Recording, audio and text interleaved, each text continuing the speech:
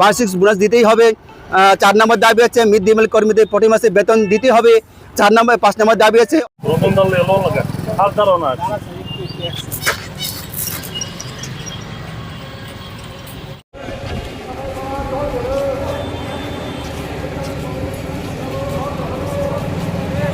আজকে আমরা এখানে জমায়েত করা হয়েছে রবীন্দ্র ভবনের সামনে।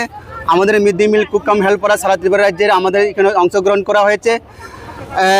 আজকে আমাদের এলিমেন্টারি ডাইরেক্টরের কাছে আমাদের সাক্ষাৎ করব। আজকে আমাদের বিষয় মূল কারণ হলো মিড ডে মিল কর্মীদের ন্যূনতম বেতন 18,000 টাকা করতে হবে। 2 নম্বর দাবি আছে 10 মাসের পরিবর্তে 12 মাসে পারিশ্রমিক প্রদান করতে হবে।